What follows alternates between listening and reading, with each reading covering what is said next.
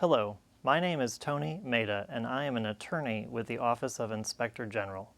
I am going to give you information on an important issue for healthcare providers: what to do when you discover conduct that may violate the federal fraud and abuse laws. OIG has created a way for you to disclose that conduct to us. It's called the Provider Self-Disclosure Protocol. I'm going to explain when self-disclosure can be the right decision for your organization and what to expect when you enter the protocol. OIG has long believed that timely corrective action, including self-disclosure, is a key element of an effective compliance program. We recognize that disclosing issues to the government is not an easy decision. But when you disclose a problem in good faith, you are demonstrating that your organization has embraced a culture of compliance and is committed to dealing with the federal healthcare programs with integrity. In a disclosure, you get to work collaboratively with the government towards a resolution. Now, it may sound odd to say that providers disclosing fraud are able to work collaboratively with the government, but it can happen when a provider self-discloses. That provider is in a very different position than one who is under investigation because of a whistleblower complaint or other leads. Also, keeping federal healthcare program payments that you should not have can create additional liability under the Federal False Claims Act and the Civil Monetary Penalties Law. So what should you do when you discover a problem? Here are 3 things for you to do. First, clarify the issue and confirm that it is a potential fraud issue. Issues that are only overpayments or innocent mistakes can be reported to your Medicare contractor through the normal refund process. Second, consult with a healthcare attorney who has experience dealing with the federal healthcare programs. They will be helpful in confirming that you in fact have a problem and what your options are for reporting it. And third, decide where to disclose the conduct. Disclosure to your local U.S. Attorney's Office may be appropriate depending on the conduct.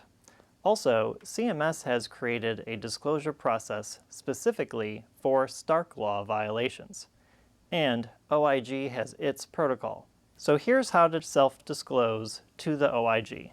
OIG's website has instructions on how to submit a disclosure.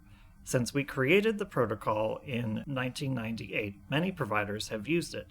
We revised the protocol in 2013 to give more guidance on how to properly make a submission. To date, monetary recoveries have exceeded $280 million. The most common issues providers disclose include billing for items or services furnished by excluded individuals, evaluation and management services and DRG upcoding, duplicate billing, alteration or falsification of records, and kickback and Stark Law violations. How can you make your protocol resolution process go smoothly? Here are 3 pieces of advice. First, think carefully about the timing of a disclosure to avoid disclosing prematurely. Your internal investigation and damages calculation either needs to be finished or you need to commit to being done within 3 months of your submission. Second, we ask for a lot of specific information in the submission, including a full description of the conduct. Please provide it all. Incomplete submissions may be rejected and may otherwise delay our review process. And third, please respond promptly to requests for more information. We need and expect your cooperation in reaching a resolution efficiently.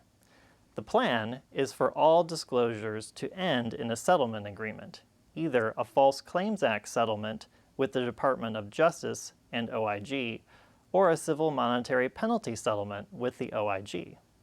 In recognition of coming forward and disclosing conduct, OIG gives 2 important incentives.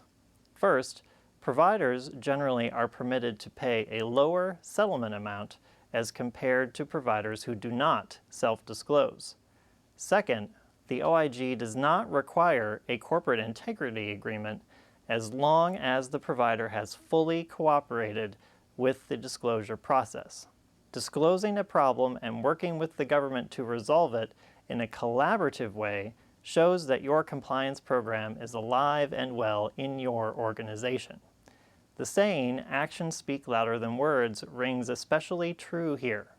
That is why we have created these two valuable incentives, a lower settlement amount and a presumption against having a CIA, to recognize providers who do the right thing and have fully embraced a culture of compliance.